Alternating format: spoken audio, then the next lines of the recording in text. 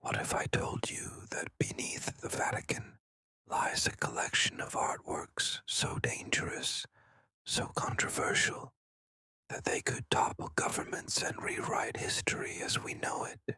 Close your eyes and prepare for a journey into the most forbidden gallery on Earth. In the next 2 hours, you'll discover sleep stories about masterpieces that world leaders have killed to possess, ancient artifacts that predict future events with terrifying accuracy, and celebrity collectors who vanished after acquiring cursed paintings. This is art history, like you've never heard it before. Stories so compelling they'll amaze your friends, yet so carefully researched they'll help you fall asleep while learning secrets the art world doesn't want you to know. Welcome to Midnight Museum, where we explore the mysteries hidden in plain sight. I'm your guide through the shadows of art history, and tonight we're venturing into territory that has remained classified for centuries. You're about to learn why Vatican officials have spent decades suppressing these discoveries, why FBI investigations into stolen masterpieces lead back to the same mysterious vault, and why some of the world's most famous celebrities have secret connections to artworks that shouldn't exist. But first, let me share what we'll uncover together. In Chapter 3, you'll discover how a missing Caravaggio painting led to 3 unexplained deaths in 2019. In Chapter 6, we'll explore why Elon Musk secretly acquired a Byzantine icon that NASA claims doesn't exist.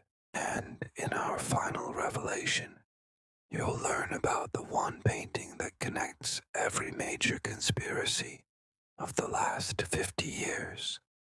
A masterpiece that's never been displayed publicly, but has shaped world events from the shadows.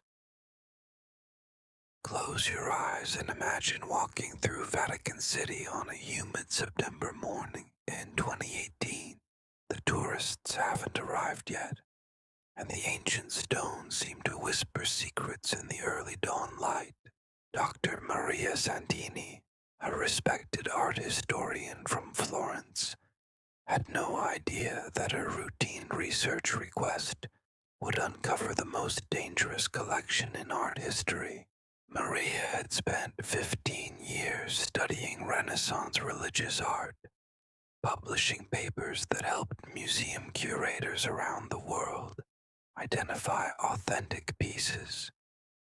She was exactly the kind of scholar the Vatican trusted with access to their archives.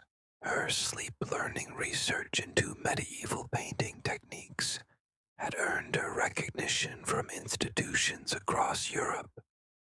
What she discovered that morning would make her question everything she thought she knew about art history. The request seemed innocent enough. She wanted to examine 3 minor altarpieces attributed to followers of Raphael.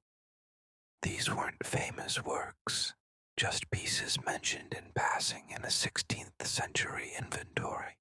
The Vatican librarian, Brother Francesco, led her through corridors most visitors never see, past galleries that aren't on any public map.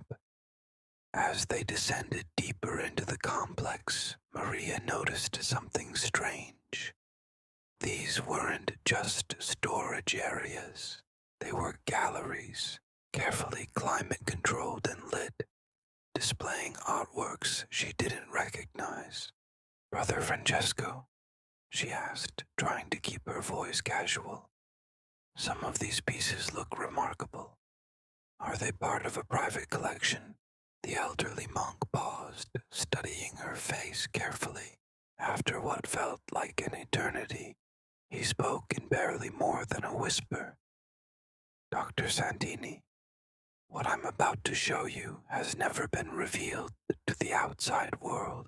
There are certain artworks that, for reasons of security and, shall we say, sensitivity, cannot be displayed publicly. Maria's heart began to race. In 15 years of research, she had never encountered anything like this. The forbidden knowledge she was about to access would change her life forever, though she had no way of knowing how dangerous that change would become. They entered a gallery that took Maria's breath away. Here were masterpieces by artists whose names would make headlines around the world. But these weren't just any paintings. Each one had a small placard with dates, locations, and what appeared to be incident reports. Deaths, disappearances, government interventions. As Maria moved from piece to piece, a disturbing pattern began to emerge. The first painting stopped her in her tracks. It was a Caravaggio she had never seen before, and according to every scholarly source she knew, it shouldn't exist. The placard read, "The Prophecy of Nations, c. 1606, retrieved from private collection following owner's death, 1943, subsequent owners, deceased 1967, 1982, 1998, 2001, 2015. Her hands trembling, Maria pulled out her phone to take a photo. Brother Francesco gently but firmly placed his hand over her camera. "I'm afraid documentation is not permitted, Dr. Santini. Some knowledge is too dangerous to fall asleep thinking about casually." But Maria was already falling into the mystery. Each painting seemed to tell a story not just through its imagery, but through its history of tragedy. She began to notice something that would haunt her sleep for months to come. Many of these works contain symbols, hidden messages, and compositional elements that seemed to predict future events with disturbing accuracy. The second painting made her question everything she thought she knew about art history. It was a work attributed to Leonardo da Vinci, but it depicted events that wouldn't happen until centuries after his death. The placard's incident report was even more chilling. Acquired from German collection, 1945. Previous owner attempted to use for political prediction. Subject terminated. Painting classified.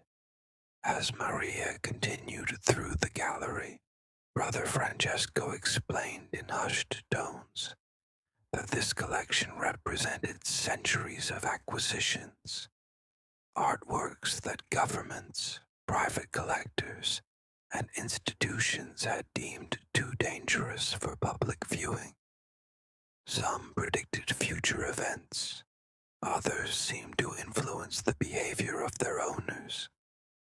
A few had been connected to unexplained deaths spanning decades. "You're wondering how this is possible," Brother Francesco said, noticing her expression. "The Church has been studying these phenomena for over 400 years. We've documented cases of artworks that seem to possess properties that go beyond mere aesthetic appreciation. They become obsessions. They reveal secrets. They change their owners in ways that threaten the stability of nations." Maria felt a chill run down her spine as she realized the implications. If even a fraction of what Brother Francesco was telling her was true, then art history as taught in universities around the world was incomplete.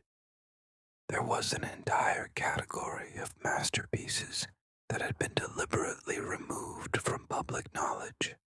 A forbidden gallery of works too dangerous for ordinary people to fall asleep contemplating. But our story was just beginning. What Maria discovered next would connect this secret Vatican collection to FBI investigations, celebrity disappearances, and government cover-ups spanning multiple continents. The ancient secrets hidden in these forbidden masterpieces were about to surface in ways that would make international headlines. In our next chapter, we'll explore how 3 of these forbidden artworks escaped Vatican control in 2019, leading to a chain of events that intelligence agencies are still trying to contain.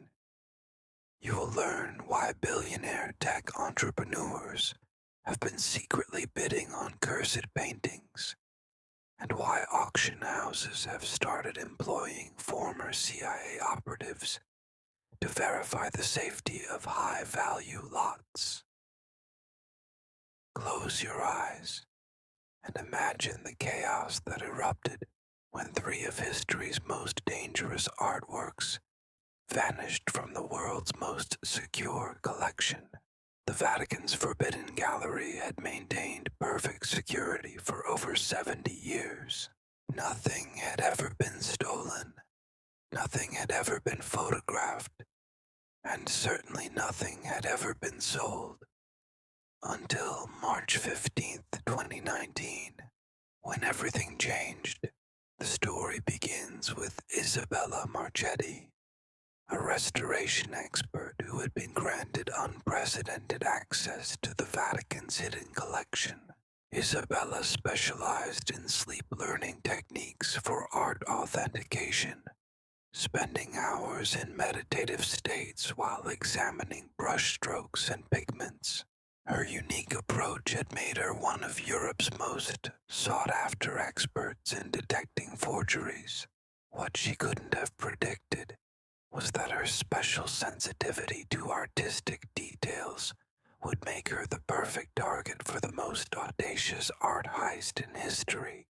For 3 months, Isabella had been working on what appeared to be routine conservation projects in the Forbidden Gallery. Brother Francesco had personally selected her for the assignment, impressed by her discretion and her reputation for maintaining absolute confidentiality about her clients' private collections. Isabella thought she was simply cleaning and preserving artworks that the Vatican preferred to keep private for religious or cultural reasons. She had no idea that she was actually being studied, observed, and gradually recruited by an organization that had been planning this heist for over a decade. The first sign of trouble came when Isabella began experiencing vivid dreams about the paintings she was working on.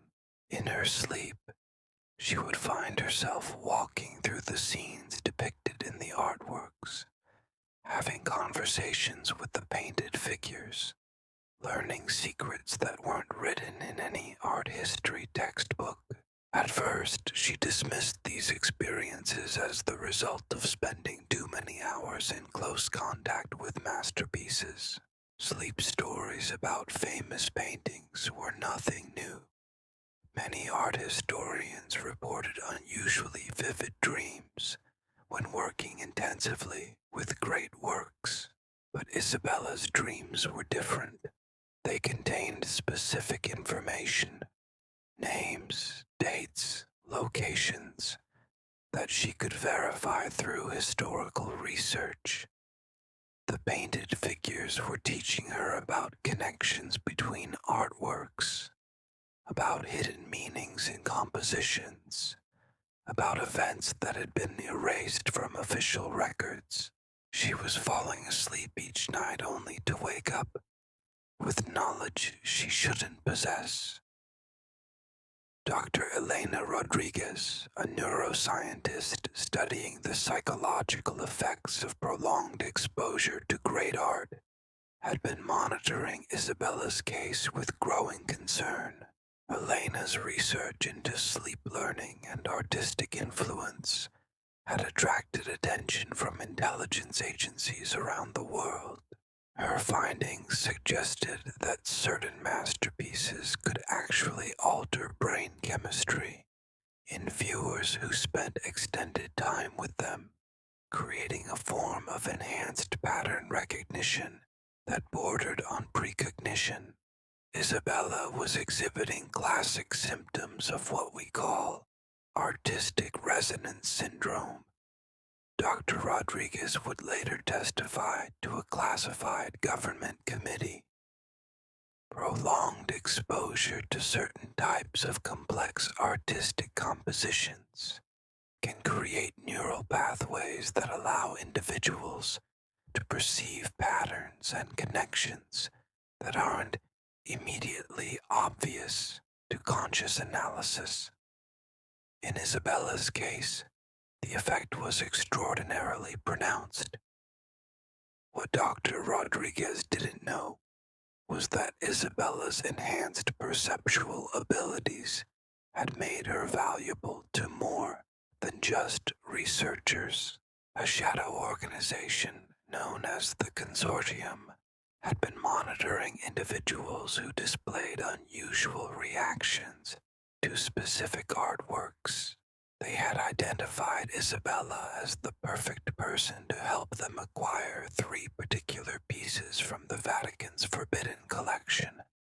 Pieces that their own research suggested could provide significant advantages in everything from stock market prediction to political intelligence. The consortium's approach was subtle and sophisticated. They began by approaching Isabella through what appeared to be legitimate academic channels. A prestigious museum in Switzerland invited her to speak at a conference on Renaissance restoration techniques. A wealthy private collector in Monaco requested her authentication services for a recently acquired Tintoretto. A university in Vienna offered her a lucrative research position, studying the psychological effects of artistic symbolism. Each of these opportunities brought Isabella into contact with individuals who seemed to share her fascination with the hidden aspects of art history. They spoke knowledgeably about conspiracy theories surrounding famous paintings, about government cover-ups of archaeological discoveries, about secret collections maintained by intelligence agencies. They made Isabella feel that her unusual experiences with the Vatican paintings were not only normal, but valuable. Gradually, they revealed their true purpose. The consortium represented a network of collectors, researchers, and investors who believed that certain artworks contained information that could be decoded and used for practical purposes. They had been studying the Vatican's forbidden collection for decades, identifying 3 specific pieces that their analysis suggested contained the most valuable hidden knowledge. The first piece was the Caravaggio that had so disturbed Dr. Maria Santini, The Prophecy of Nations. The consortium's research indicated that this painting's composition contained mathematical relationships that could predict political upheavals with remarkable accuracy. The second was a small panel attributed to Hieronymus Bosch that appeared to contain encoded information about technological developments. The third was the mysterious Leonardo work that depicted future events. The consortium offered Isabella more money than she could make in a lifetime of traditional art authentication. But more importantly, they offered her answers. They promised to help her understand the dreams she had been experiencing, to teach her how to use her enhanced perceptual abilities, to connect her with other individuals who shared her unique sensitivity to artistic secrets. Isabella's recruitment was completed during a weekend symposium in Geneva, where she met 6 other individuals who described experiences remarkably similar to her own. Each had spent extended time with specific masterpieces. Each had begun experiencing enhanced pattern recognition abilities. Each had been approached by academic institutions, private collectors, or research organizations interested in their unique talents. "We're not art thieves," explained Dr. Marcus Webb, the consortium's lead researcher. "We're pioneers in a new field of study that combines art history, neuroscience, and predictive analytics. The Vatican's Forbidden Collection represents the world's largest repository of artworks that demonstrate anomalous properties.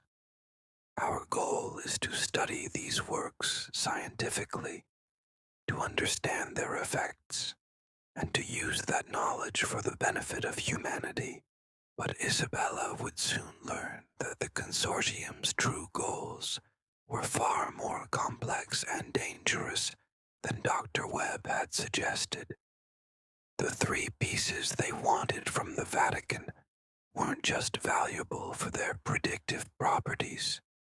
They were key components in a larger project that would blur the lines between art history and international espionage. The heist itself was a masterpiece of planning and execution. Instead of breaking into the Vatican, the consortium arranged for the 3 target pieces to be temporarily removed for restoration work at an external facility. Isabella's role was to authenticate the pieces during transport, ensuring that they were the genuine articles rather than the sophisticated forgeries that the Vatican was rumored to use for security purposes. On March 15, 2019, 3 of history's most dangerous artworks left Vatican City in a climate-controlled transport vehicle. They were supposed to be returned within 72 hours. They never came back. The aftermath would involve international intelligence agencies, private military contractors, and a manhunt that spanned 4 continents. But more importantly for our sleep-learning journey tonight, it would reveal the true extent of the art world's hidden influence on global events. In our next chapter, we'll explore how these 3 stolen masterpieces surfaced in unexpected places, connected to celebrity collectors and tech billionaires who seem to understand their true value. Close your eyes and imagine a painting so beautiful, so compelling, that people literally cannot stop looking at it. Now imagine that everyone who has owned this masterpiece has died under mysterious circumstances within 5 years of acquiring it. This is the true story of Caravaggio's The Prophecy of Nations, and how its theft from the Vatican led to 3 unexplained deaths in 2019 alone. Dr. James Morrison, a forensic psychiatrist who specializes in art-related psychological disorders, has been studying the effects of this particular Caravaggio for over 15 years. His research into sleep learning and artistic obsession began when he was called to consult on what appeared to be an unusual suicide case in London.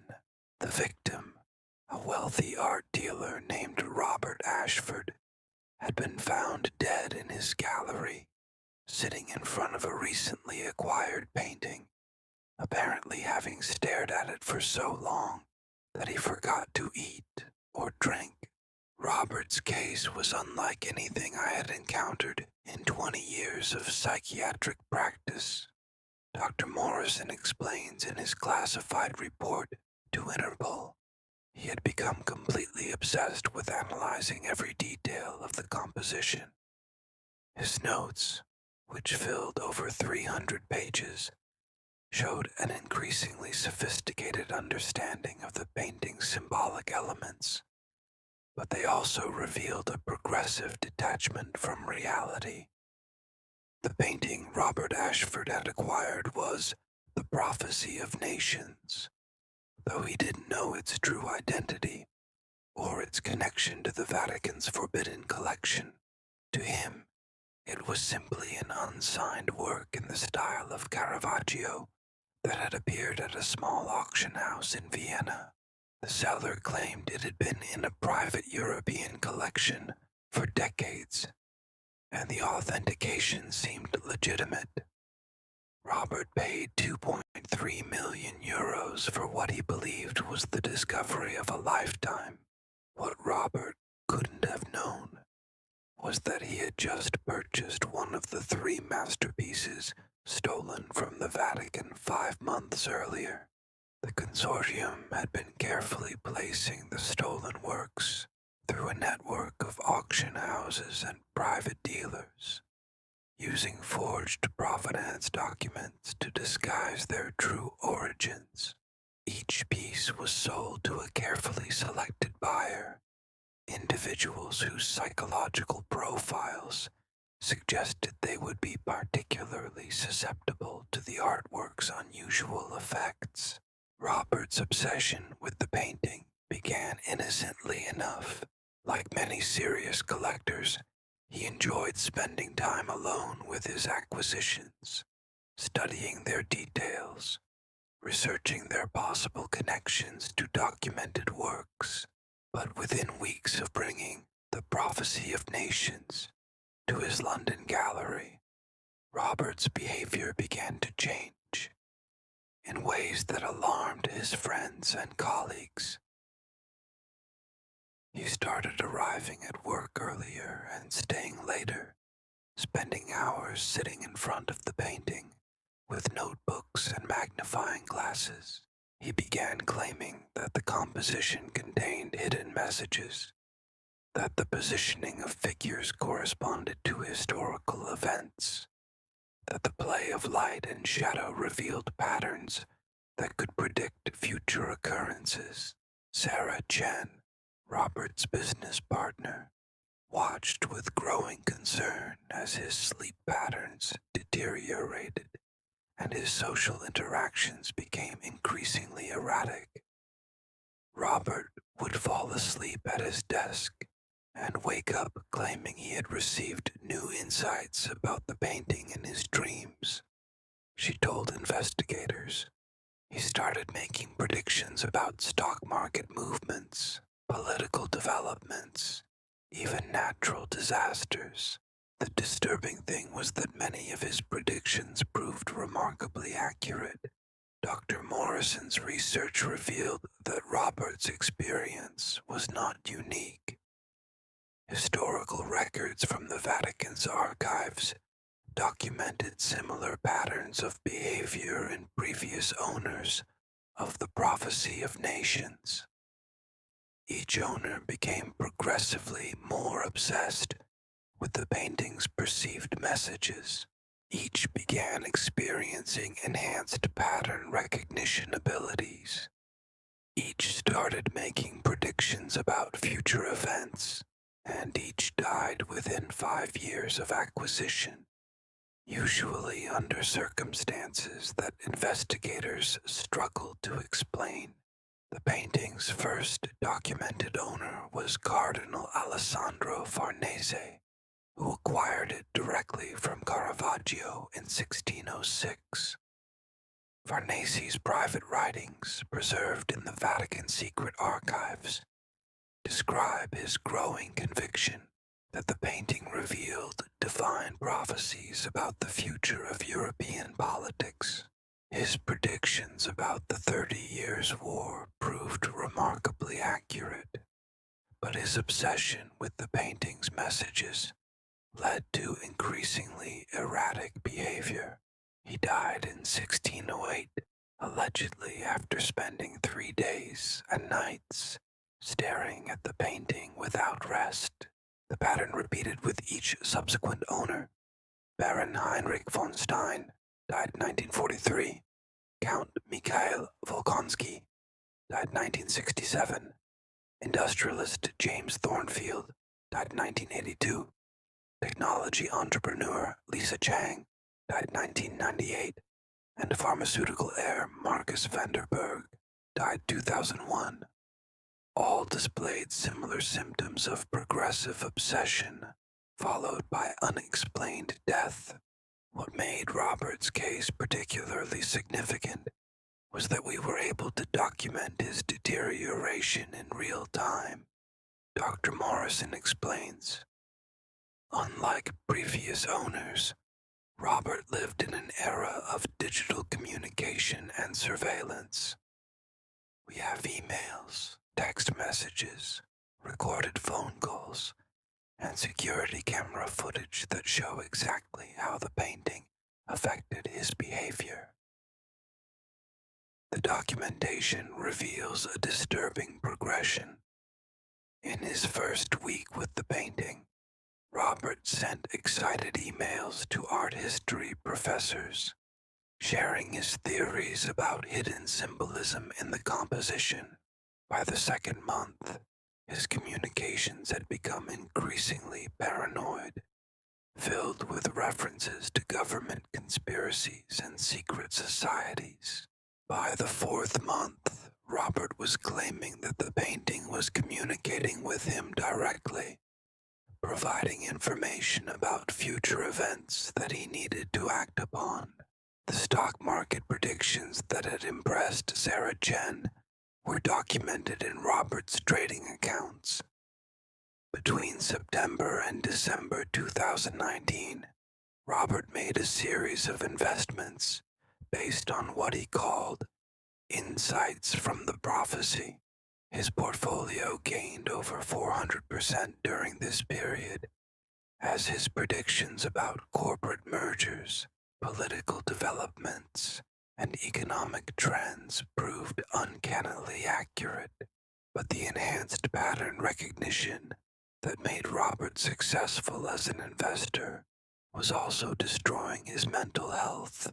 Security cameras in his gallery show him spending 18 to 20 hours per day sitting in front of the painting, often without moving for hours at a time. His physical health deteriorated rapidly as he neglected basic needs, like eating and sleeping regularly. On December 15th, 2019, exactly 5 months after acquiring the painting, Robert Ashford was found dead in his gallery. The security cameras had stopped recording 12 hours earlier, apparently malfunctioning for the first time in their 5-year operational history. Robert was seated in his usual position in front of the Prophecy of Nations. His notebooks open beside him, his final entry reading simply, "I understand now. The pattern is complete. The prophecy demands its price." The coroner's report listed the cause of death as cardiac arrest, but Dr. Morrison's psychological autopsy revealed a more complex picture. Robert's final weeks showed signs of what psychiatrists call acute artistic psychosis, a rare condition in which prolonged exposure to specific visual stimuli creates altered states of consciousness that can become life-threatening. But Robert Ashford was not the only victim of the stolen Vatican masterpieces in 2019. The other two pieces, the Bosch panel and the mysterious Leonardo, had also found their way to private collectors, with equally tragic results. Cryptocurrency billionaire Alex Petrov died in his Moscow penthouse just 6 weeks after acquiring the Bosch piece. Tech entrepreneur Maria Santos vanished from her Silicon Valley mansion 3 months after purchasing the Leonardo, leaving behind only a room full of complex mathematical equations and references to temporal convergence patterns. The three deaths attracted the attention of international intelligence agencies who had been monitoring the stolen Vatican pieces since their disappearance. FBI art crime.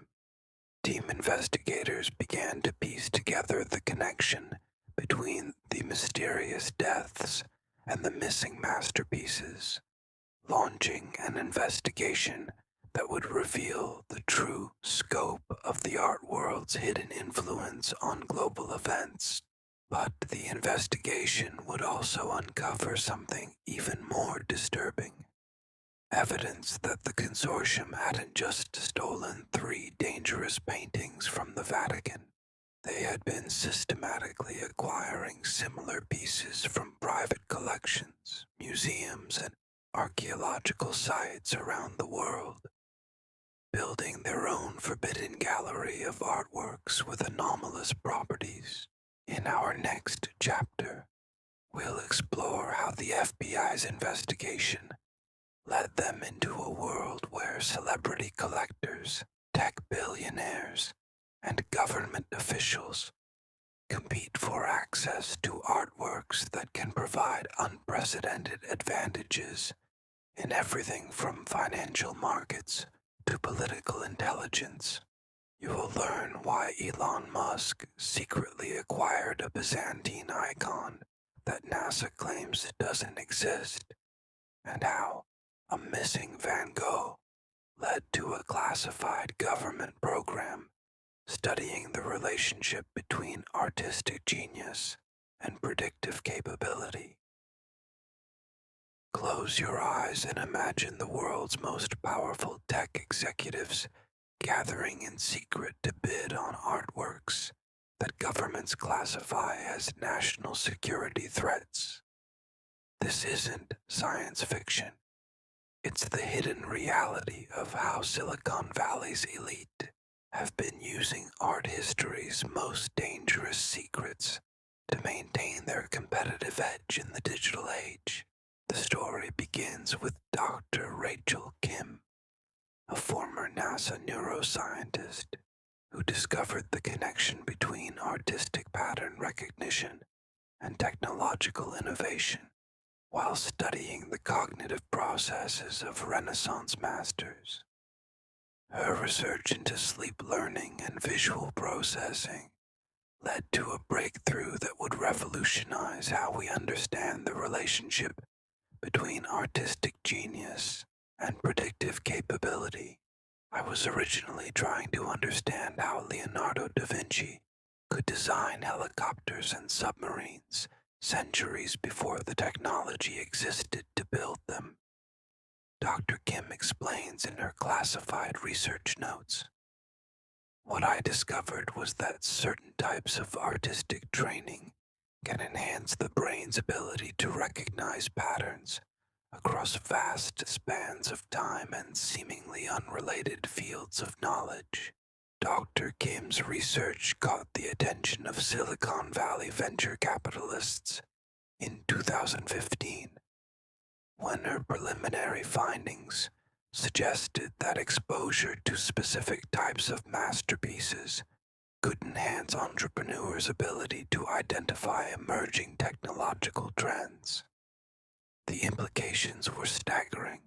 If great art could literally make business leaders smarter and more prescient, then acquiring the right pieces could provide unprecedented competitive advantages. The first tech billionaire to act on Dr. Kim's research was Elon Musk, though his involvement remains officially denied by both Tesla and SpaceX. According to intelligence sources who spoke on condition of anonymity, Musk became interested in the connection between artistic pattern recognition and technological innovation after meeting Dr. Kim at a private research conference in 2016. Musk's alleged acquisition of a Byzantine icon depicting mathematical and astronomical symbols represents one of the most controversial purchases in modern art history. The icon, known as the Cosmic Harmony, was supposedly destroyed during the Turkish conquest of Constantinople in 1453. Its appearance at a private auction in Geneva in 2017 created a sensation among both art historians and intelligence agencies. NASA's official position is that no such artifact exists, and that any claims about government interest in Byzantine mathematical iconography are completely without foundation. However, leaked documents suggest that the space agency has been quietly studying the relationship between medieval astronomical art and modern spacecraft design since the early 1960s. The Byzantine icon allegedly acquired by Musk contains geometric relationships that appear to describe orbital mechanics principles that weren't formally discovered until the 17th century, explains Dr. Michael Torres, an art historian who has studied the intersection of ancient knowledge and modern technology. If authentic, it suggests that medieval artists had access to mathematical insights that modern science has only recently begun to understand. The icon's influence on Musk's subsequent technological developments appears to correlate with his company's most innovative breakthroughs. Tesla's battery technology improvements, SpaceX's reusable rocket designs, and Neuralink's brain-computer interface concepts all show mathematical relationships that mirror patterns found in Byzantine astronomical art. But Musk wasn't the only Silicon Valley figure to recognize the potential value of historically significant artworks. Amazon founder Jeff Bezos reportedly acquired a collection of Mayan astronomical codices in 2018, shortly before Amazon Web Services announced breakthrough developments in cloud computing architecture that incorporated mathematical principles found in pre-Columbian astronomical calculations. The most documented case involves Facebook, now Meta, CEO Mark Zuckerberg, and his alleged acquisition of a Roman fresco depicting social network patterns in ancient Mediterranean trading relationships. The fresco, discovered during excavations in Pompeii in 2019, was supposed to be transferred to the Naples Archaeological Museum.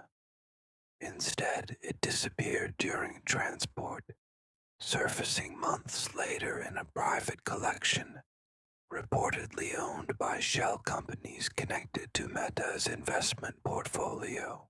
Dr. Angela Romano, an archaeologist who worked on the Pompeii excavation, describes the fresco as unprecedented in its sophisticated understanding of social network dynamics. The artwork depicts merchant relationships, information flow patterns, and social influence networks, with a complexity that mirrors modern social media algorithms. The mathematical relationships depicted in the fresco correspond almost exactly to the engagement optimization patterns that Meta uses in its news feed algorithms. Dr. Romano explains in her unpublished research notes. It's as if ancient Roman artists understood social network theory 15 centuries before it was formally developed. The timing of the fresco's disappearance coincided with Meta's most significant algorithm updates, including improvements to content recommendation systems and user engagement prediction models. The correlation between ancient artistic knowledge and modern technological advancement became too obvious for intelligence agencies to ignore. The FBI's art crime team began investigating what they termed strategic cultural asset acquisition, the systematic purchase of historically significant artworks by technology companies for purposes that went beyond simple collecting. Their investigation revealed a sophisticated network of auction houses, private dealers, and shell companies facilitating the transfer of powerful artworks from museums and archaeological sites to Silicon Valley collections.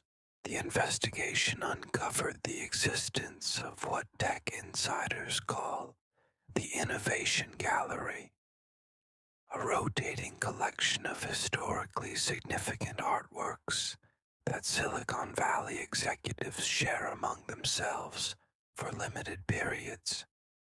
The gallery operates like a private library, with each piece available for consultation by approved individuals who have demonstrated the ability to extract useful insights from artistic pattern analysis.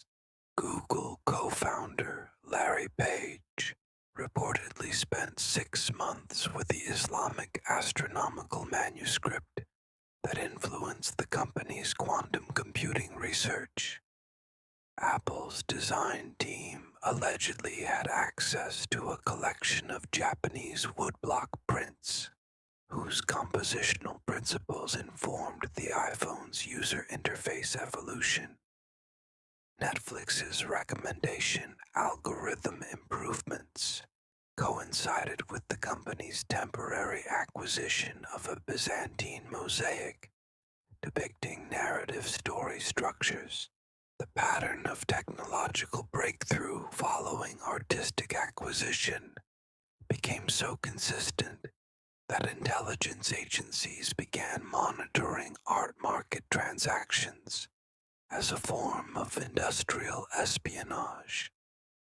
The CIA's Cultural Intelligence Division now tracks private art sales to identify potential threats to American technological competitiveness. But the Silicon Valley art conspiracy goes deeper than simple competitive advantage. According to Dr. Kim's research, certain individuals appear to have natural abilities to extract useful information from artistic masterpieces, abilities that can be enhanced through specific types of training and augmented through technological interfaces. Several tech billionaires have reportedly invested in research facilities that combine art analysis with neuroscience, artificial intelligence, and even quantum computing. These facilities, hidden within legitimate research institutes and private companies, study the mechanisms by which artistic pattern recognition can be enhanced and applied to technological innovation. The most ambitious project, known internally as Project Renaissance, allegedly involves creating artificial intelligence systems that can analyze historical artworks to identify technological principles that haven't been discovered yet. If successful, such systems could provide their owners with centuries or even millennia of competitive advantage in technological development. The ethical implications of using cultural heritage for private technological advantage have raised concerns among government officials and cultural preservation experts. UNESCO has begun investigating reports of systematic acquisition of culturally significant artworks by private technology companies, while several European governments have implemented restrictions on the export of historically important pieces. The Vatican's response to the theft of their forbidden collection now appears to have been part of a larger concern about the weaponization of cultural heritage. Pope Francis's 2020 encyclical on the sacred nature of cultural memory included veiled references to the danger of allowing private interests to control access to humanity's artistic legacy. But the tech industry's interest in historically significant artworks continues to grow. Venture capital firms now employ art historians alongside financial analysts. Startup accelerators offer workshops on artistic pattern recognition for entrepreneurs. Several universities have begun offering joint MBA art history programs designed to train the next generation of culturally informed business leaders. The sleep learning implications of these developments are profound. If tech leaders are gaining competitive advantages by studying masterpieces that enhance pattern recognition abilities, then understanding art history becomes more than academic interest. It becomes essential knowledge for anyone who wants to understand how power and innovation actually work in the modern world. In our next chapter, we'll explore how government intelligence agencies have responded to the privatization of culturally significant artworks, including the creation of classified programs designed to prevent foreign adversaries from gaining technological advantages through artistic acquisition.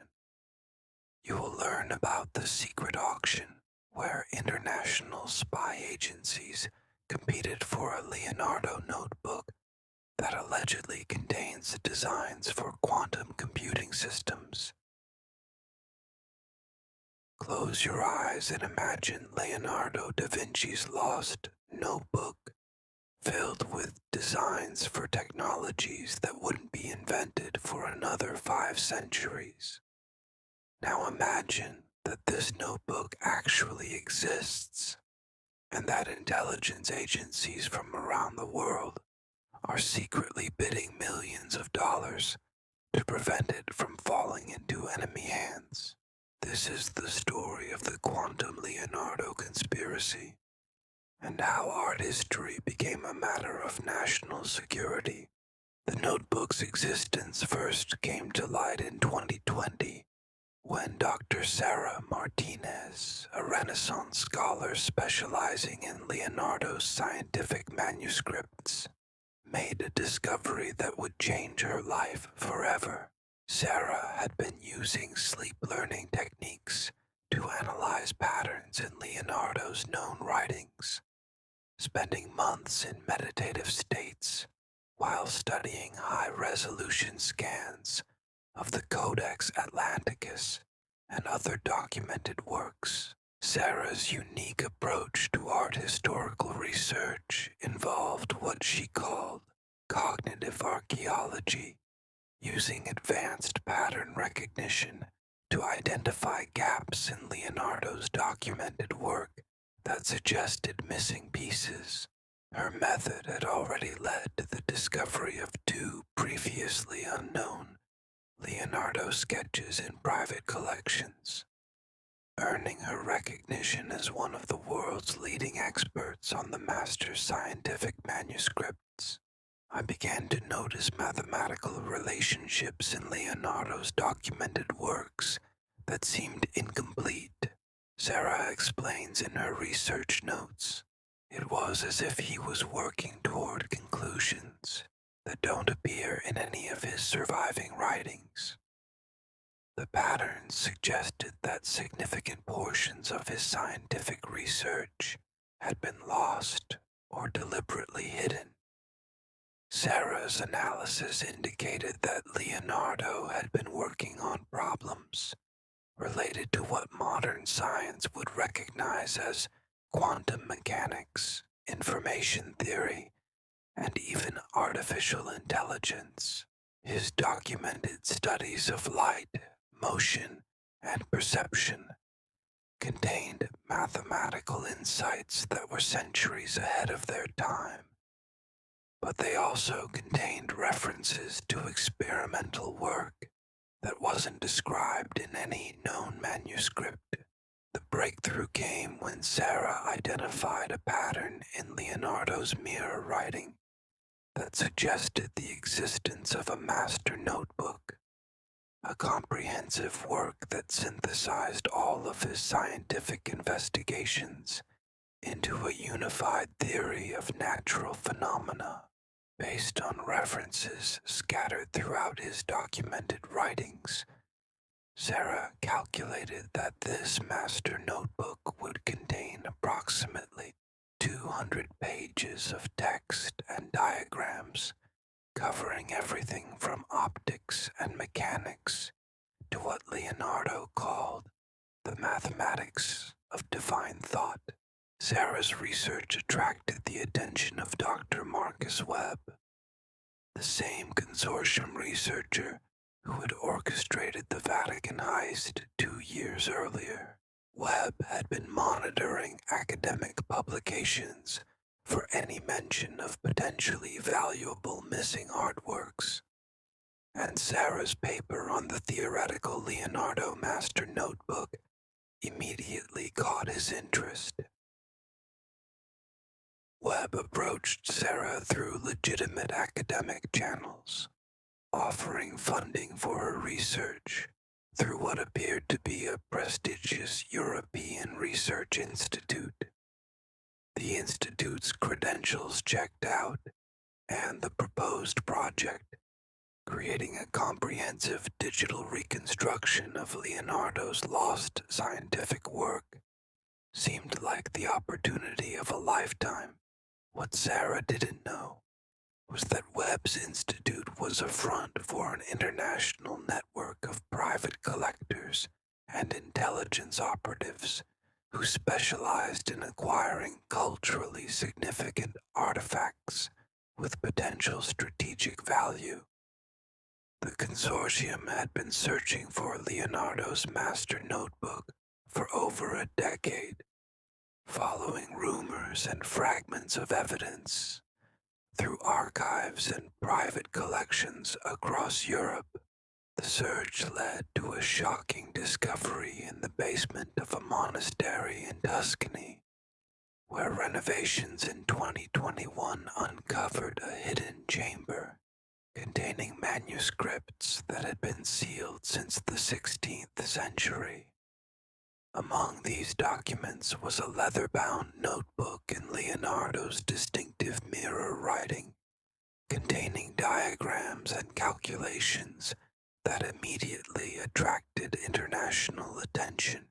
The notebook's contents were extraordinary even by Leonardo's standards. The first section contained designs for mechanical devices that wouldn't be invented until the 20th century. Precision clockwork mechanisms, optical instruments, and what appeared to be early concepts for electronic computation.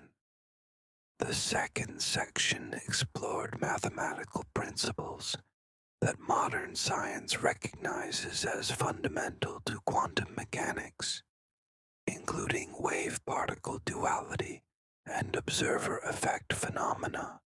But the most remarkable section dealt with what Leonardo called temporal mechanics, theoretical frameworks for understanding how information could be transmitted across time through artistic and mathematical patterns. Leonardo's notes described experiments in which he claimed to have received knowledge from future periods through meditation on specific geometric configurations. The discovery created an immediate crisis for both cultural preservation authorities and intelligence agencies. UNESCO wanted the notebook preserved as cultural heritage.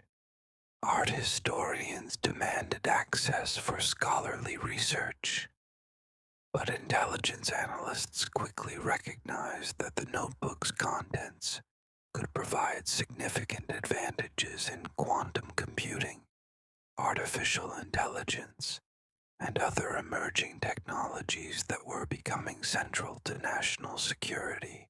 The Italian government initially planned to display the notebook at the Uffizi Gallery in Florence, but pressure from NATO allies led to a classified review of the artifact's potential security implications. A team of experts, including quantum physicists, computer scientists, and art historians, concluded that the notebook contained information that could accelerate certain types of technological development by decades.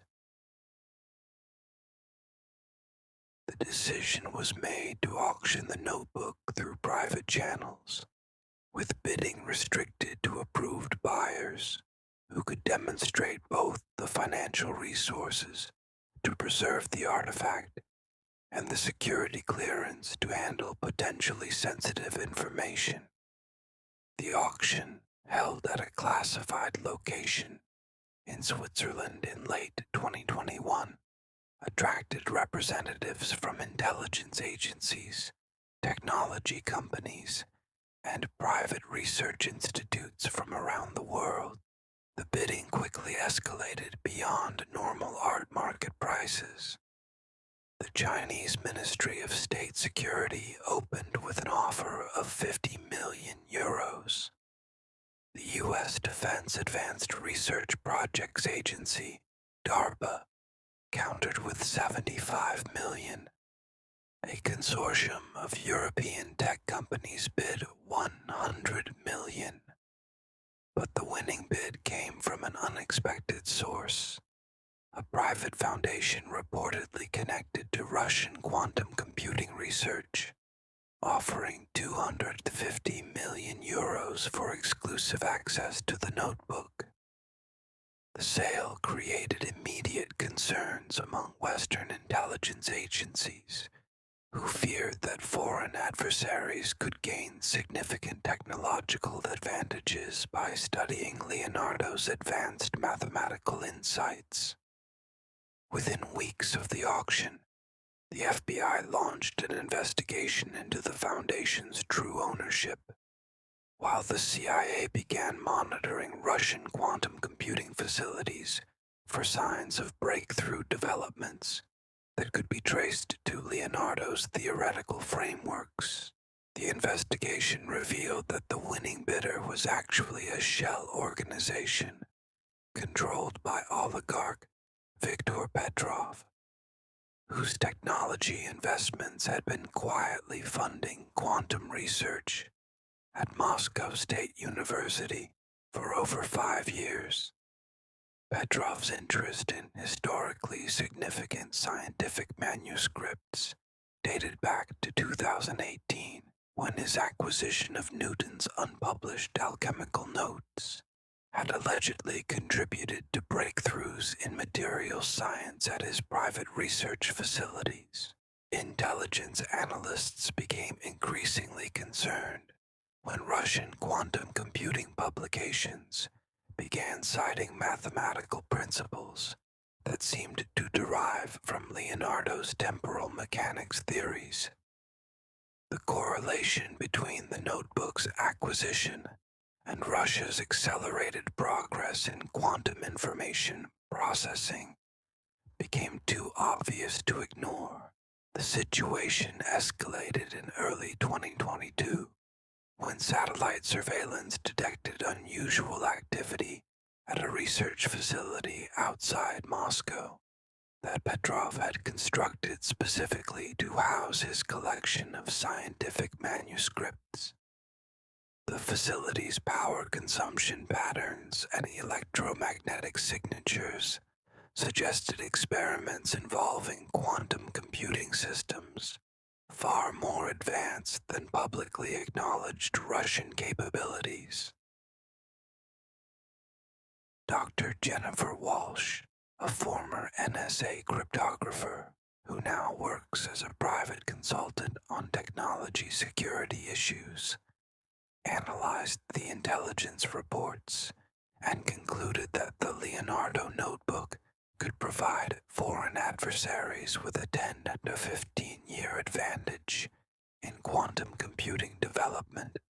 Leonardo's mathematical insights into information transmission and pattern recognition are directly applicable to quantum algorithm design, she explains in her classified assessment. In the wrong hands, this knowledge could render current encryption systems obsolete. The threat prompted the creation of Operation Cultural Shield, a classified program jointly run by the CIA, FBI, and Department of Homeland Security to monitor and potentially interdect foreign acquisition of culturally significant artifacts with strategic technology applications. The program's existence was revealed in leaked documents published by WikiLeaks in 2023, creating a diplomatic crisis between the United States and several European allies who felt their cultural sovereignty had been violated. Meanwhile, Sarah Martinez found herself at the center of an international incident that she had never imagined possible. Her academic research into Leonardo's lost manuscripts had inadvertently triggered a new form of Cold War competition, with superpowers racing to acquire artistic and historical artifacts that could provide technological advantages. The consortium, recognizing the growing government interest in strategically valuable artworks, began shifting their operations to avoid intelligence surveillance. Webb and his associates started using art historians and cultural experts as unwitting intelligence assets, funding legitimate research that could identify valuable artifacts while maintaining plausible deniability for their true objectives. The network expanded to include archaeologists working on excavations that might uncover technologically significant artifacts, museum curators with access to undervalued pieces in institutional collections, and even art authentication experts who could verify the genuineness of pieces that governments might want to acquire or suppress.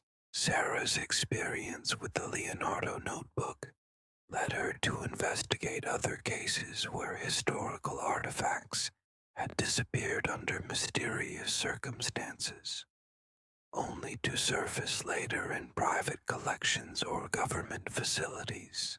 Her research revealed a pattern of systematic acquisition that spanned decades and involved cultural treasures from ancient Egypt, medieval Islam, Renaissance Europe, and colonial America. The most disturbing discovery was evidence that some governments had been deliberately suppressing archaeological discoveries that might provide technological advantages to foreign rivals. UNESCO reports documented cases where excavation sites had been classified for security reasons, where artifacts had been transferred to military research facilities, and where entire archaeological projects had been shut down after preliminary findings suggested strategic value The weaponization of cultural heritage had created what art historians now call the Museum Cold War, a shadow conflict where nations compete for access to humanity's artistic and scientific legacy, not for cultural preservation, but for strategic advantage in technology development. The Leonardo notebook's current location remains classified, but intelligence sources suggest that it may have been recovered by Western agencies through a covert operation in 2023. Russian quantum computing research appears to have stagnated since that time, while several U.S. technology companies have announced breakthrough developments in quantum algorithm design that seem to incorporate mathematical principles consistent with Leonardo's theoretical work. The implications for sleep learning and art history education are profound. If historical artifacts can provide concrete advantages in modern technology development, then understanding our cultural heritage becomes essential for national competitiveness. Art history is no longer just academic study, it's intelligence work, but the story of the quantum Leonardo conspiracy reveals an even more disturbing truth about the hidden connections between art, power, and knowledge. In our next chapter, we'll explore how celebrity collectors have become unwitting participants in this cultural intelligence war, and why some of Hollywood's biggest stars have vanished after acquiring artworks that governments desperately want to control. Close your eyes and imagine waking up to news that one of Hollywood's most famous actors has disappeared without a trace, leaving behind only a mansion full of priceless artworks and a cryptic note about temporal convergence patterns. This isn't the plot of a thriller movie.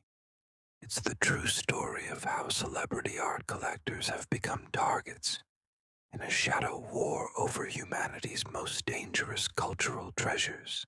The pattern first became apparent in 2019 when tech entrepreneur and part-time actor Maria Santos vanished from her Silicon Valley mansion just 3 months after acquiring what appeared to be an unknown Leonardo da Vinci drawing. Maria had been featured in art magazines for her sophisticated collection of Renaissance masterpieces, and her disappearance initially seemed like a standard missing persons case until investigators discovered the contents of her private study. Detective Laura Chen, who led the initial investigation, describes what she found as unlike anything in 20 years of police work. Maria's study contained walls covered with mathematical equations, astronomical charts, and detailed analyses of artistic compositions. Her computer files revealed months of research into what she called predictive art analysis, attempts to use pattern recognition in historical artworks to forecast future events. Maria had become convinced that certain masterpieces contained encoded information about future technological developments. Detective Chen explains in her case notes. Her research files showed increasingly sophisticated mathematical models that she believed could extract predictive data from artistic compositions. The disturbing thing was that her predictions about stock market movements and political events had been remarkably accurate. Maria's disappearance coincided with similar cases involving other celebrity collectors who had recently acquired historically significant artworks. actor James Mitchell vanished from his Malibu home 2 weeks after purchasing a Byzantine manuscript at a private auction. Pop star Elena Rodriguez disappeared during a concert tour, just days after taking delivery of what appeared to be an authentic Mayan codex containing astronomical calculations. The FBI's investigation revealed that all three celebrities had been in contact with the same network of art dealers and authentication experts, a network that intelligence agencies now believe was connected to the consortium that had orchestrated the Vatican heist and the Leonardo notebook acquisition. Dr. Michael Torres, the art historian who had been studying the intersection of ancient knowledge and modern technology, was brought in as a consultant on the missing persons cases. His analysis revealed that each of the vanished celebrities had acquired artworks that contained mathematical or scientific principles that were centuries ahead of their supposed creation dates. These weren't random kidnappings, Dr. Torres concluded in his classified report. Someone was systematically targeting collectors who had gained access to artworks with anomalous properties. The pattern suggested that the celebrities had either discovered something significant about their acquisitions, or that their acquisitions had somehow changed them in ways that made them valuable or dangerous to unknown parties. The investigation took a dramatic turn when Maria Santos contacted the FBI through encrypted channels 6 months after her disappearance. She claimed to be in protective custody with what she described as a research organization studying temporal anomalies in historical art. Maria's messages suggested that she had voluntarily joined a group of individuals who shared her ability to extract predictive information from artistic masterpieces. I can't return to my previous life because what I've learned makes me a target for multiple governments and private organizations, Maria wrote in her final message to investigators. The artworks aren't just beautiful. They're functional technologies that were created by individuals who understood principles that our current science is only beginning to discover. I'm working with others to understand these technologies and to protect them from those who would use them for destructive purposes. Maria's claims seemed fantastic until intelligence agencies began documenting similar disappearances among collectors, researchers, and museum professionals around the world. The pattern always involved individuals who had spent extended time with historically significant artworks that contained advanced mathematical or scientific principles. The most high-profile case involved Academy Award-winning actor David Chen, whose passion for collecting ancient Chinese artifacts had made him one of the world's leading private collectors of Tang Dynasty art. David's disappearance from the Venice Film Festival in 2020 created international headlines, but the true circumstances weren't revealed until classified documents were leaked 3 years later. David had recently acquired a Tang Dynasty scroll that appeared to contain detailed descriptions of what modern science would recognize as quantum entanglement phenomena. The scroll, attributed to an 8th century scholar named Li Qingzhao, described experiments in which information could be transmitted instantly across vast distances through what Li called sympathetic resonance between distant objects. Intelligence analysts who studied the scroll concluded that it contained mathematical insights that could accelerate Chinese quantum computing research by decades. The U.S. government had been monitoring David's collection for months, concerned that foreign agents might attempt to gain access to strategically valuable artifacts through his acquisitions. David's last public appearance was at a private screening in Venice, where he told fellow actors that he had been experiencing extraordinary dreams since acquiring the scroll. Other guests reported that David seemed obsessed with discussing ancient Chinese scientific knowledge and its relevance to modern technology development. Security camera footage from David's hotel shows him leaving the building alone at 3:17 a.m. on September 15, 2020. He was carrying a briefcase that investigators believe contained the Tang Dynasty scroll. He was never seen again.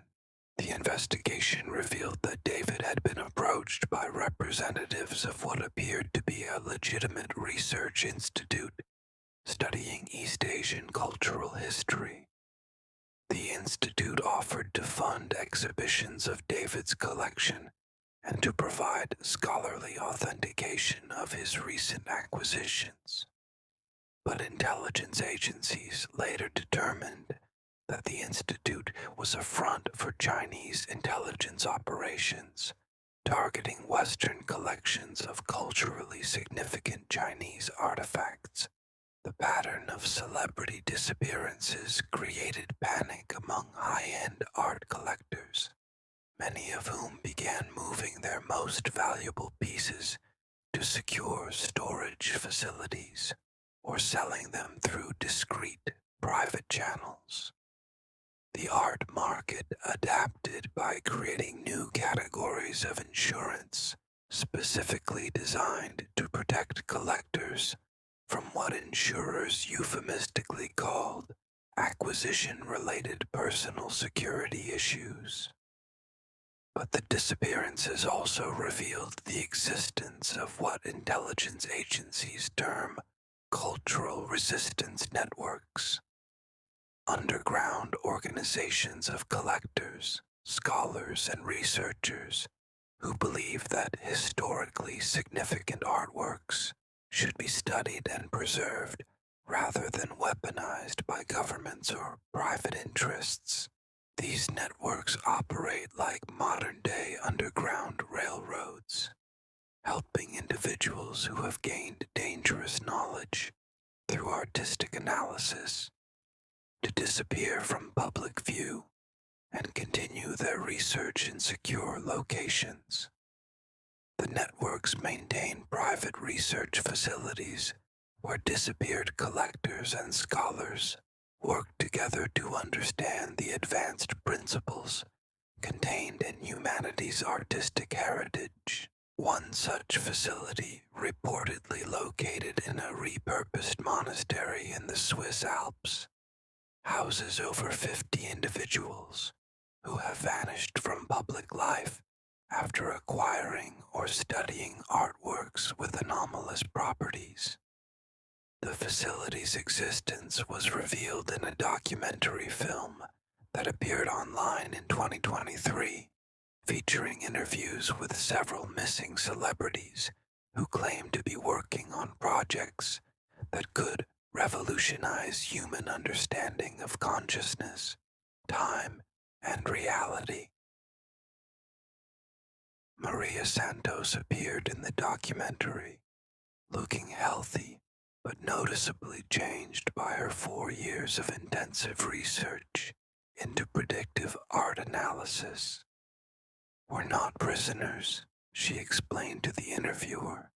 "We're pioneers exploring territories of knowledge that governments and corporations want to monopolize. The artworks we study contain instructions for technologies that could solve humanity's greatest challenges, or destroy civilization if they fall into the wrong hands. The documentary was quickly removed from major platforms, but copies continue to circulate through encrypted networks. Intelligence agencies have neither confirmed nor denied the facility's existence, though satellite imagery shows unusual construction activity at several remote locations that match descriptions provided in the film. The celebrity disappearances have created a chilling effect on high-end art collecting, with many wealthy individuals now reluctant to acquire pieces that might attract unwanted attention from intelligence agencies or private organizations. Auction houses have begun providing strategic security assessments for historically significant lots, warning potential buyers about pieces that might have research value beyond their aesthetic or cultural importance. The sleep learning implications of these developments are troubling. If studying great artworks can provide individuals with the enhanced cognitive abilities or access to advanced knowledge, then art history education becomes a potential security risk. Several universities have reported visits from government officials inquiring about students who show unusual aptitude for pattern recognition in historical art analysis. But the celebrity disappearances also suggest that there may be networks of individuals working to preserve and study humanity's cultural heritage for benevolent purposes.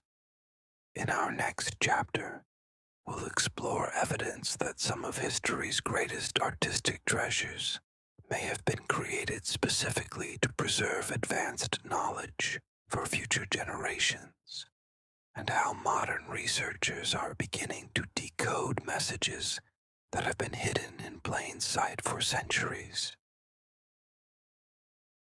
Close your eyes and imagine that history's greatest artists weren't just creating beautiful objects, but were actually encoding advanced scientific knowledge into their masterpieces for future generations to discover. This isn't speculation. It's an emerging theory supported by mathematical analysis of artistic compositions that suggests Leonardo, Michelangelo, and other Renaissance masters had access to information that wouldn't be formally discovered for centuries. The research began in 2021 when Dr. Amanda Foster, a mathematician specializing in pattern analysis, decided to apply machine learning algorithms to high-resolution scans of famous paintings. Amanda's goal was simply to identify mathematical relationships in artistic compositions that might reveal insights into the creative process. What she discovered instead was evidence that some masterpieces contain encoded information about scientific principles that weren't formally understood until the modern era. I started with the assumption that great artists unconsciously incorporate mathematical harmonies into their work. Dr. Foster explains in her groundbreaking research paper, but what I found was much more deliberate and sophisticated. Certain paintings contain geometric relationships, proportional systems, and symbolic arrangements that seem to describe complex scientific phenomena with remarkable precision.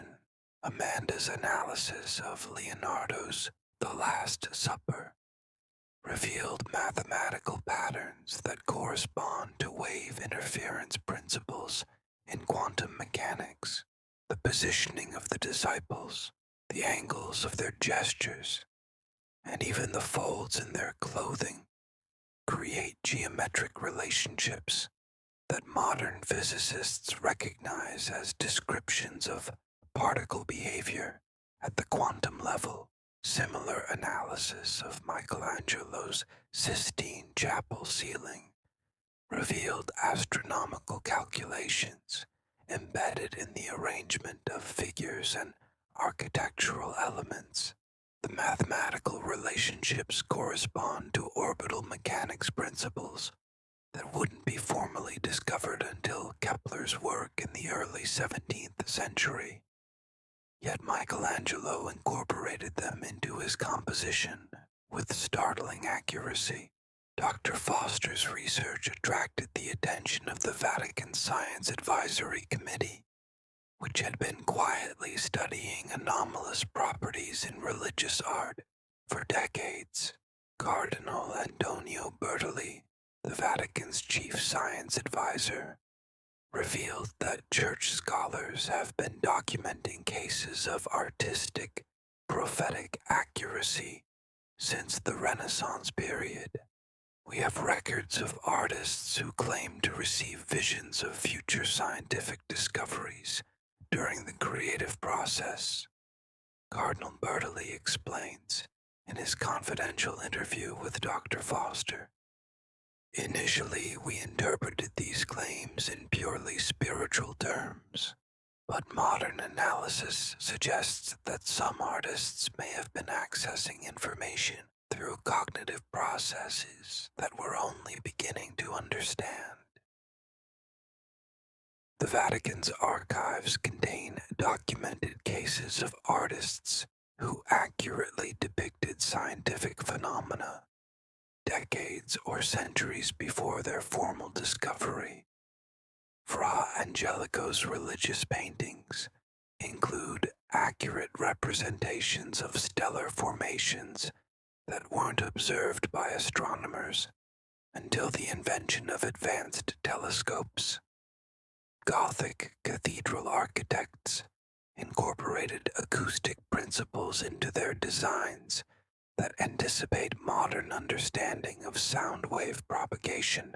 But the most remarkable case involves the mysterious figure known as the temporal artist, an anonymous painter whose works have been discovered in private collections and remote monasteries across Europe. Each painting by this unknown master contains detailed depictions of technologies, social systems, or natural phenomena that wouldn't be documented by mainstream science for centuries after the artwork's creation. Dr. Rebecca Martinez, an art historian who has spent 5 years tracking down temporal artist works, has documented 17 authenticated pieces that show impossible historical accuracy.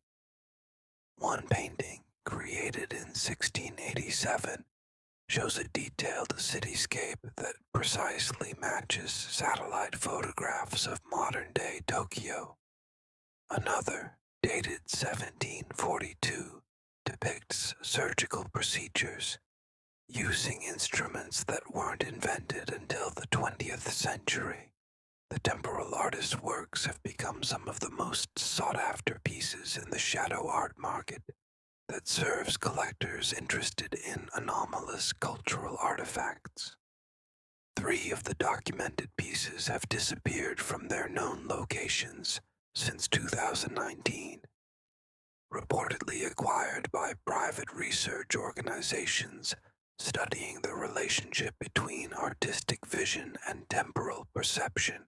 The pattern of encoded scientific knowledge in historical art extends beyond European Renaissance masters. Dr. Yuki Tanaka, a specialist in ancient Japanese art, has identified similar phenomena in scroll paintings from the Heian period. Mathematical relationships in the compositions correspond to principles of fluid dynamics, electromagnetic theory, and even nuclear physics. The artists seem to have understood that they could preserve complex information by incorporating it into aesthetic arrangements that would be preserved and studied by future generations.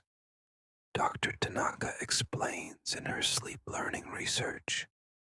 They were creating time capsules disguised as beautiful objects.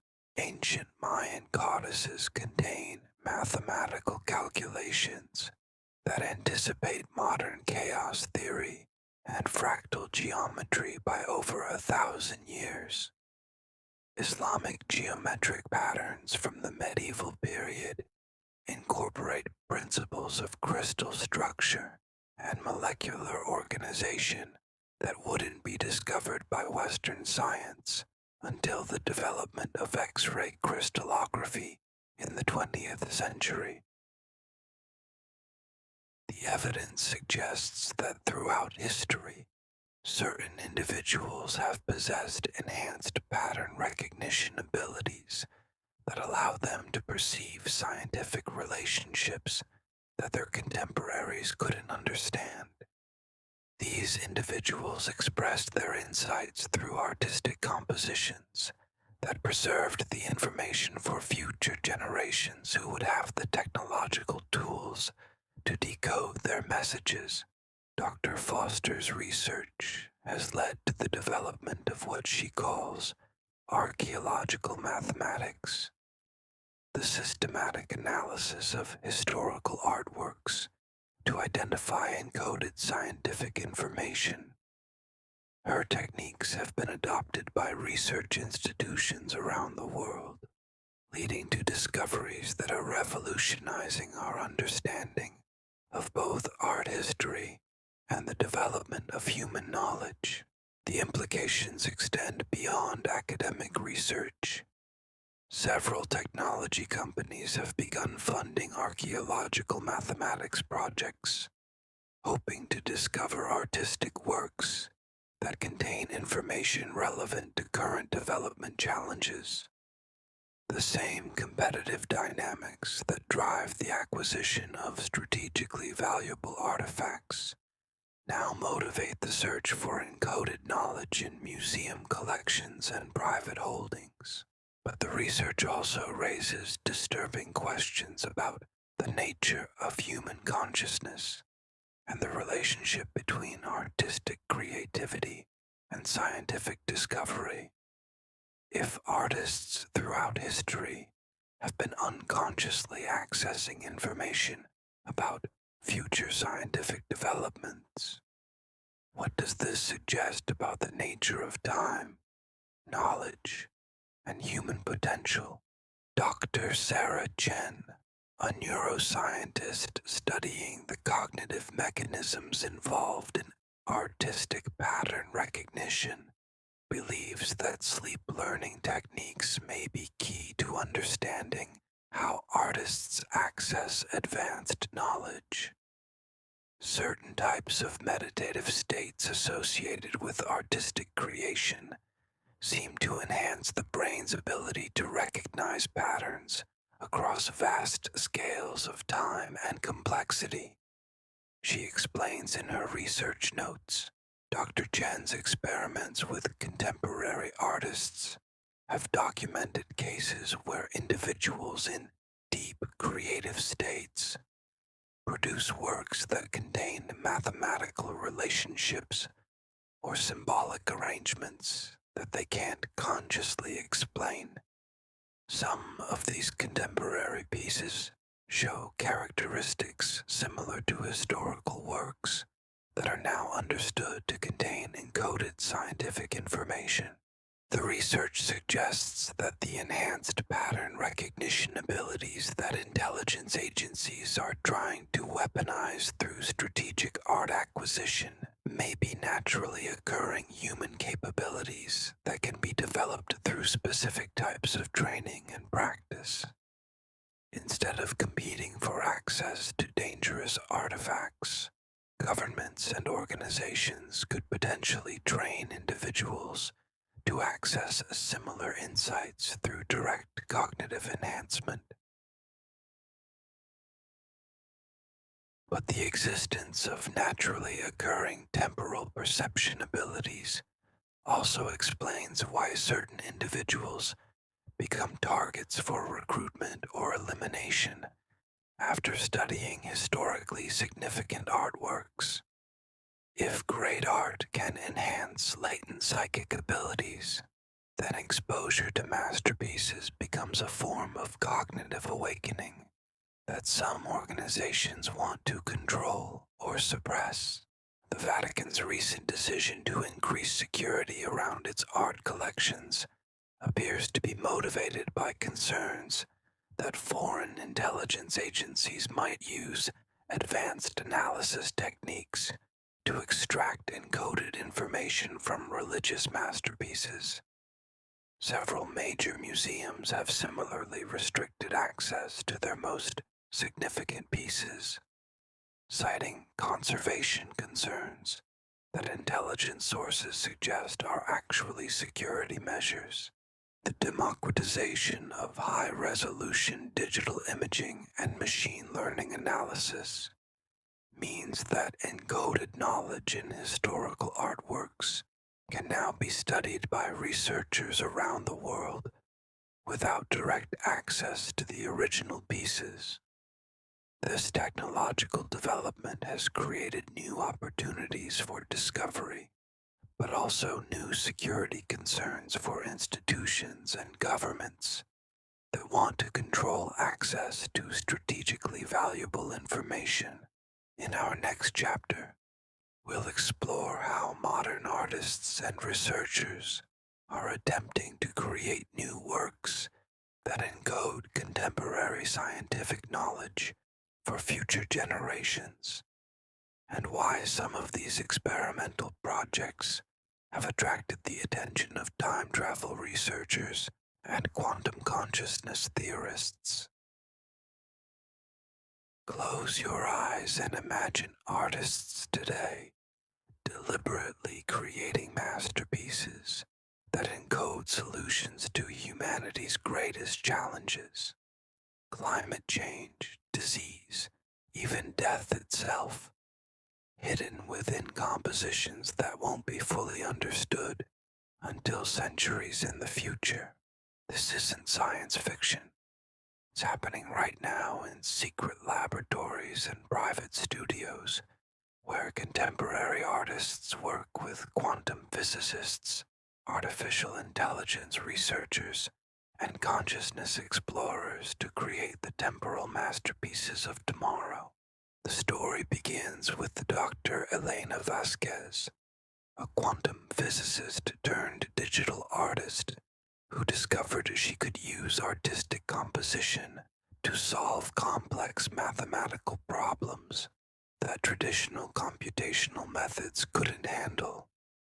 Elena's breakthrough came during her sleep learning research into the relationship between visual pattern recognition and quantum state calculations. I was trying to find new approaches to quantum computing problems when I realized that certain types of artistic arrangements seemed to naturally encode solutions to mathematical equations. Dr. Vasquez explains in her confidential research notes, the brain processes visual compositions using pattern recognition systems that can handle levels of complexity that exceed our current computational capabilities. Elena's first experimental piece, Quantum Harmony Number 1, appeared to be an abstract digital painting featuring flowing geometric forms and subtle color gradations. But mathematical analysis revealed that the composition contained solutions to 3 separate quantum mechanics problems that had puzzled physicists for decades. The artwork had somehow encoded mathematical relationships that Elena couldn't consciously explain.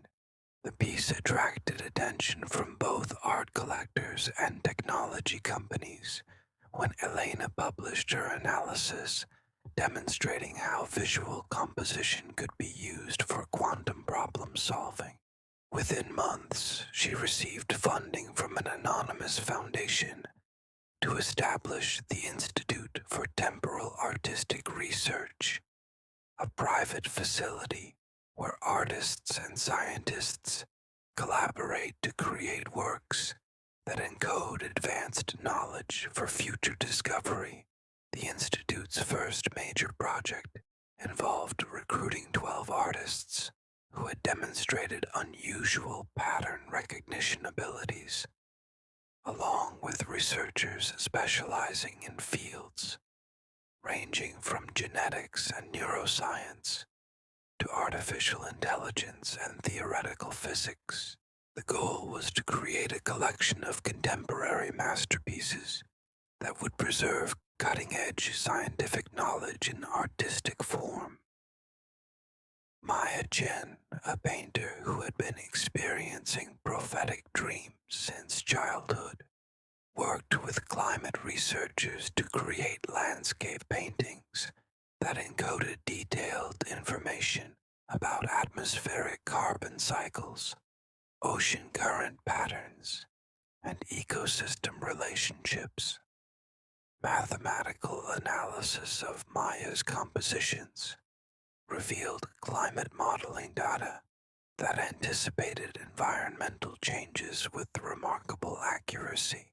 Sculptor James Rodriguez collaborated with medical researchers to create three-dimensional works that contained encoded information about protein folding, genetic expression, and cellular regeneration processes.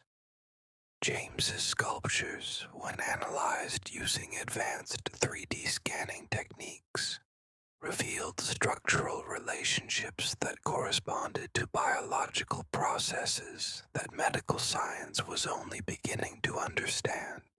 The most ambitious project involved composer and digital artist Alex Kim, who worked with consciousness researchers to create multimedia pieces that seemed to induce specific altered states of awareness in viewers.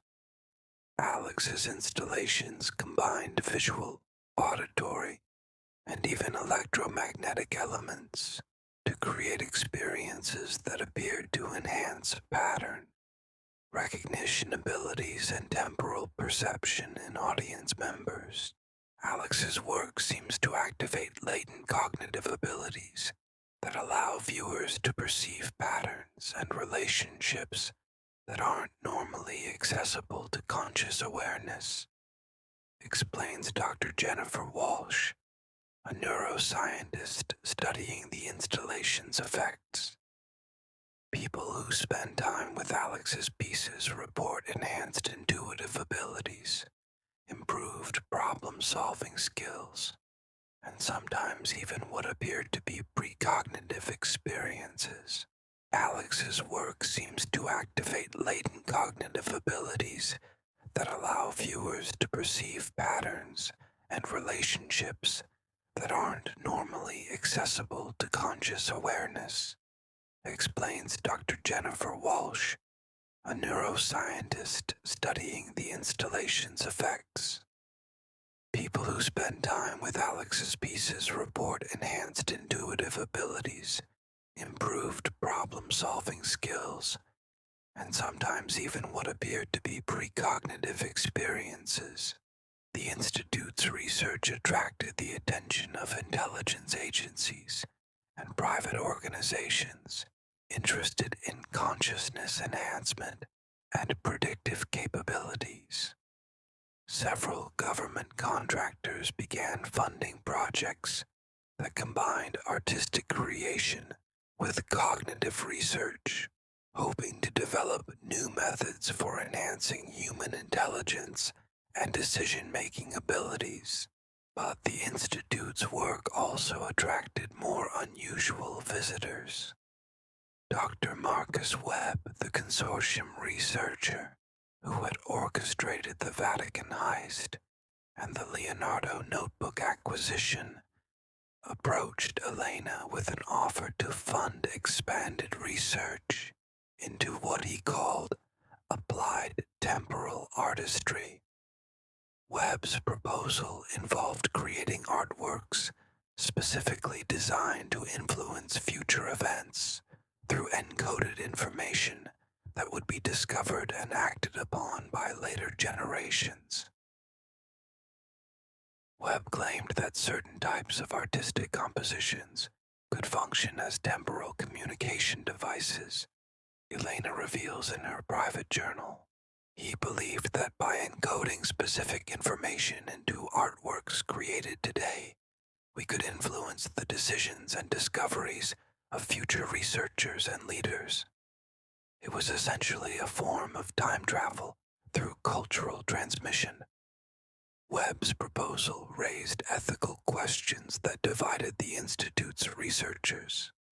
Some argued that attempting to influence future events through encoded artworks was a form of temporal manipulation that could have unpredictable consequences. Others believed that encoding solutions to current problems into artistic form was a responsibility that contemporary artists should embrace. The debate intensified when Elena discovered that several pieces created at the Institute had begun displaying properties similar to the historically anomalous artworks that governments and private organizations were competing to acquire. Maya's climate paintings seemed to be evolving over time, with new details appearing in the compositions that she hadn't consciously painted. James's sculptures showed structural changes that corresponded to advances in biological research that occurred after their creation. Most disturbing was Alex's multimedia installation, Temporal Convergence, which began producing sounds and visual patterns that corresponded to events occurring days or weeks before they happened. Visitors to the installation reported experiencing visions of future news events, stock market movements, and even personal experiences that later proved remarkably accurate. The Institute's work caught the attention of what Elena describes as time travel researchers, individuals and organizations studying the possibility of transmitting information across temporal boundaries through non-traditional means. Several representatives of classified government programs visited the Institute, interested in whether artistic compositions could be used for strategic temporal communication. We were approached by people claiming to represent research projects that were studying communication with past and future civilizations, Elena writes in her encrypted files. They wanted to know if we could create artworks that would be discovered and understood by specific individuals in the future, essentially allowing us to send messages across time through cultural artifacts. The requests became increasingly specific and disturbing. One visitor wanted artworks that would influence the investment decisions of future business leaders. Another requested pieces that could be used to transmit military intelligence to future generations. A third asked for compositions that would enhance the psychic abilities of individuals who studied them in coming decades. Elena began to realize that the Institute's research was being seen as a form of temporal warfare, a way to gain strategic advantages by influencing future events through encoded cultural transmission.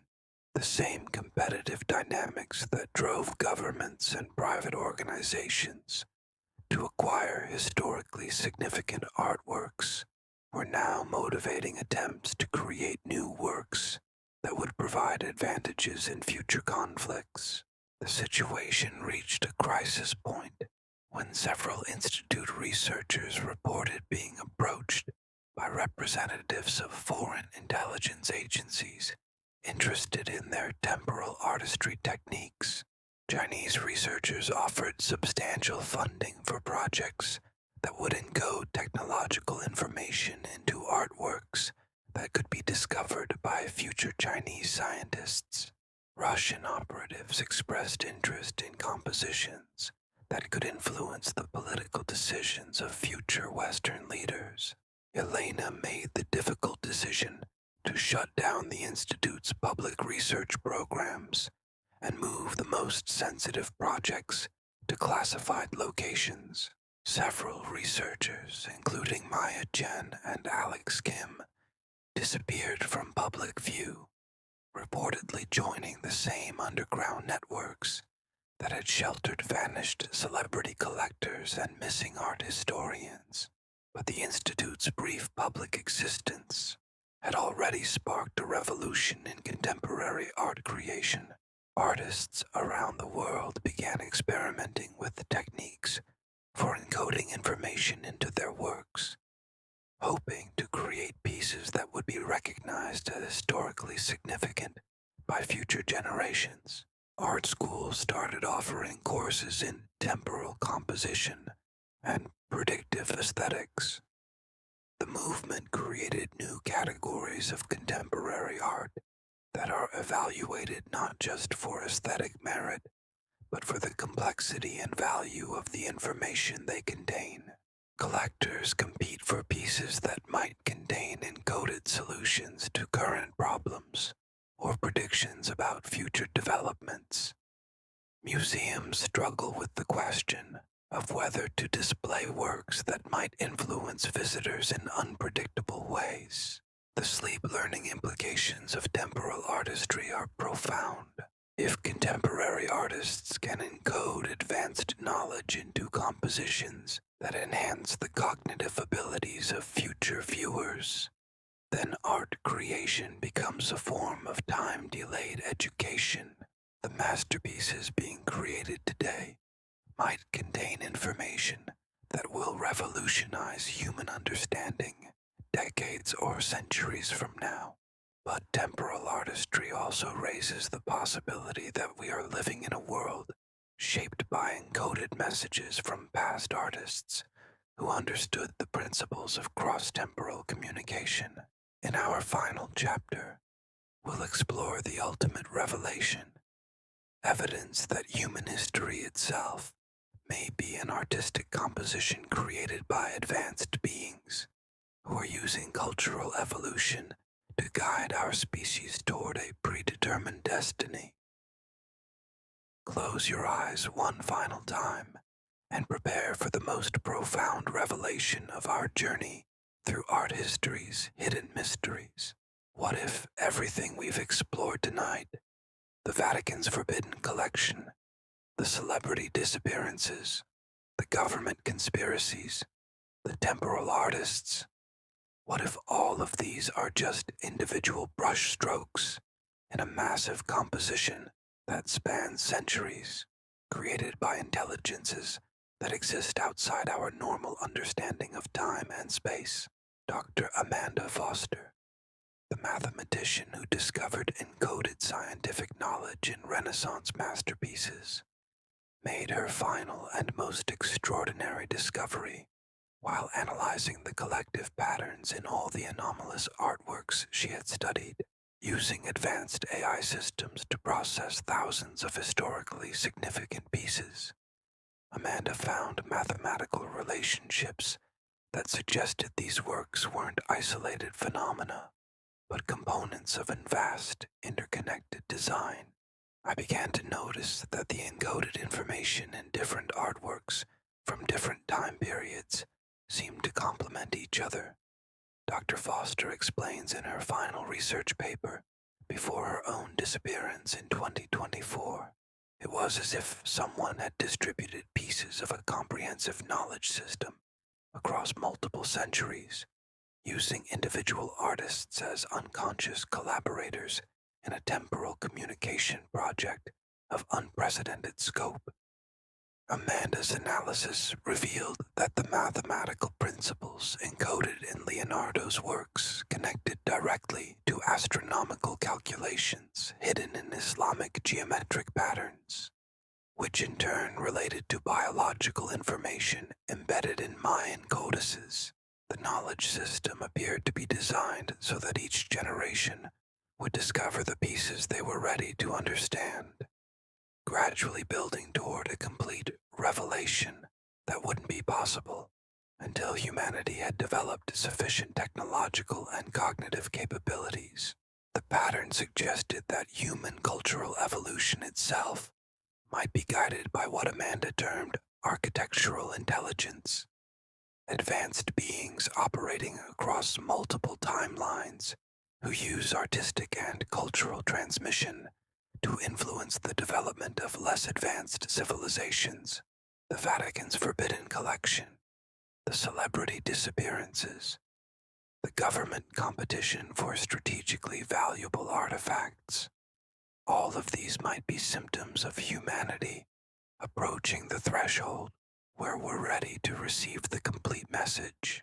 Amanda's final discovery was that the locations where anomalous artworks had been created, discovered, or collected formed geometric patterns when mapped globally.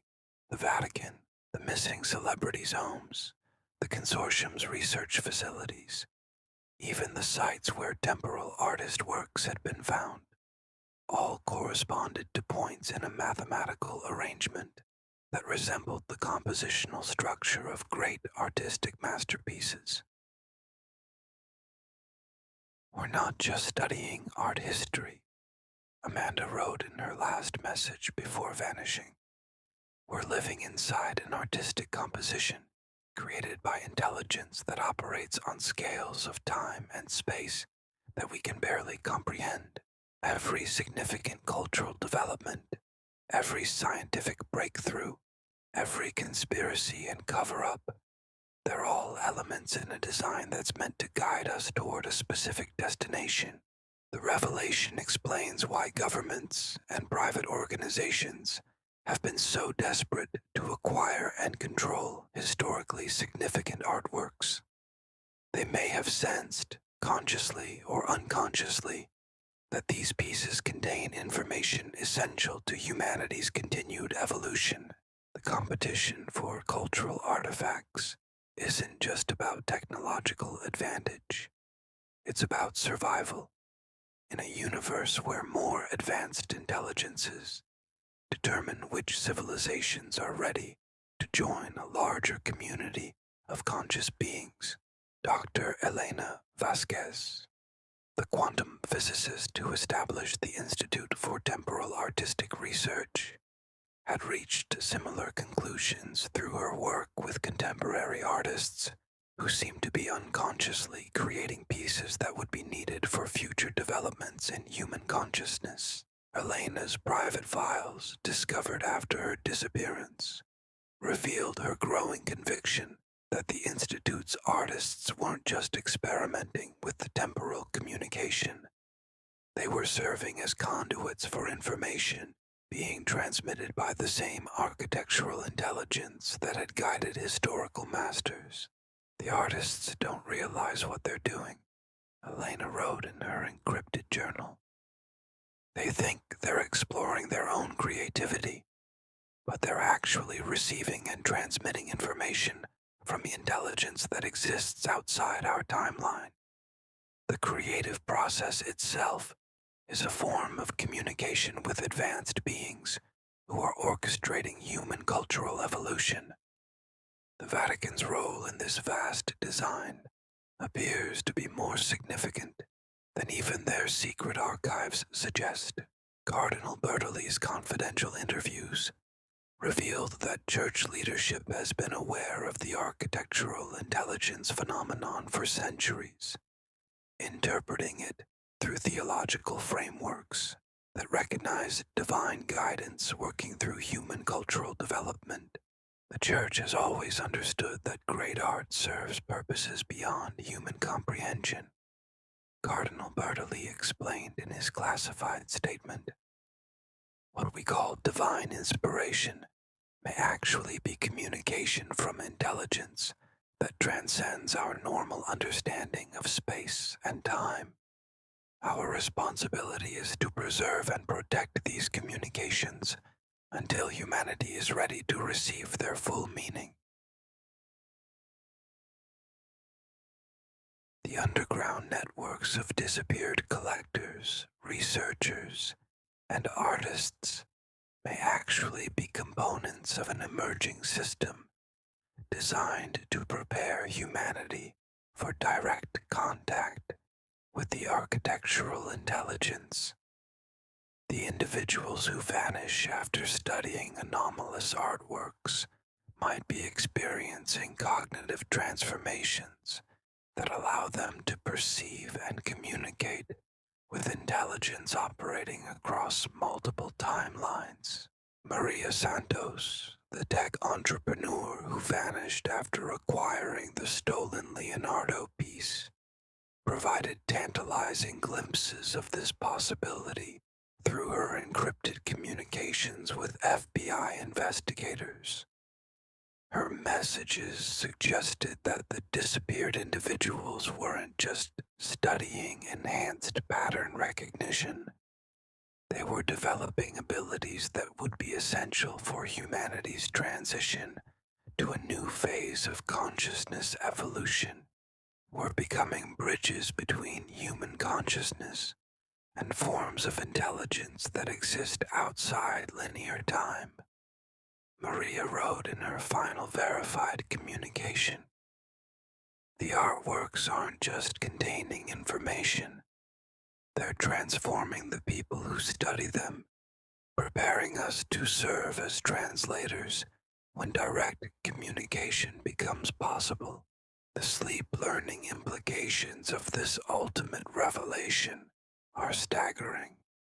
If art history education actually serves as preparation for contact with advanced intelligence, then every moment spent studying great masterpieces contributes to humanity's collective readiness for a transformation that will dwarf every previous milestone in our species' development. The pattern recognition abilities that intelligence agencies want to weaponize, the predictive capabilities that tech billionaires seek to acquire, the consciousness enhancement effects that researchers study. All of these may be stepping stones toward abilities that will be required for successful integration into a community of civilizations that communicate across vast scales of time and space.